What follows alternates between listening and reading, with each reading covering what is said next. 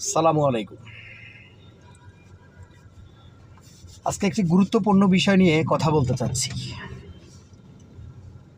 আসলে আমরা তো বাঙালি, আমরা তো আমাদের দেশে তো রুলস নিয়ম শৃঙ্খলার তোয়াক্কা আমরা করি না, কারণ আমরা তো বলবীর চির উন্নত মমশির। আর এই বীরত্ব দেখাতে গিয়ে কিছু মানুষ অহেতুকভাবে রাস্তায় প্রাণ দিয়ে ফেলতেছেন। তো নিজের জীবনটাই দিচ্ছেন যে তা নয়, অন্য কেউ বিপদে ফেলছেন। তা আসলে সবচেয়ে সতর্কতামূলক কথাটি হচ্ছে যে রাস্তা পারাপারের ক্ষেত্রে অবশ্যই আপনারা সচেতন হবেন।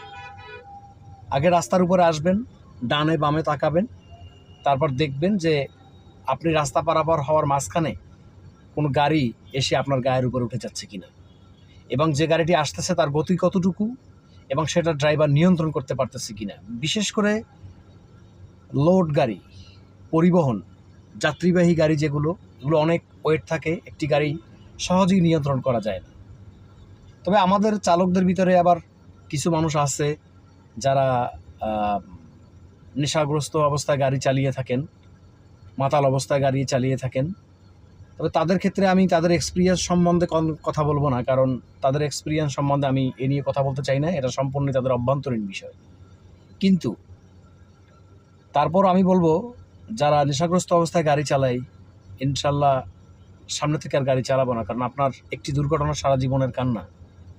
আপনি চলে গেলে আপনার পরিবারের কি হবে, আপনার ফ্যামিলির কি হবে, সেই চিন্তা ভাবনাটুকু মাথায় রেখে অন্ততপক্ষে গাড়ি চালানো অবস্থায় নেশাটা না করে, আপনি গাড়ি যদি নেশা না করে থাকতেই না পারেন, অবশ্যই গাড়ি বন্ধ করার পর করেন, অসুবিধা নেই তো। কিন্তু এখানে বিষয়টা হচ্ছে যে রাস্তা পারাপারের ক্ষেত্রে যারা অসচেতন অবস্থায় রাস্তা পার হচ্ছে, আপনি নেশাগ্রস্ত হওয়ার কারণে দেখা গেছে তাকে আপনি দেখলেন না, কারণ সে তো অসচেতন। আপনি যদি অসচেতন হন তাহলে কে কার জীবন রক্ষা করবে? তো আসুন সবাই মিলে বেশি বেশি সচেতন হই রাস্তা পারাপারের ক্ষেত্রেও এবং অসচেতন অবস্থায় গাড়ি চালানোর ক্ষেত্রেও। তাহলে ইনশাল্লাহ আমরা দুর্ঘটনাকে কিছুটা হলেও রোধ করতে পারবো। ধন্যবাদ সবাইকে। আসসালামু আলাইকুম।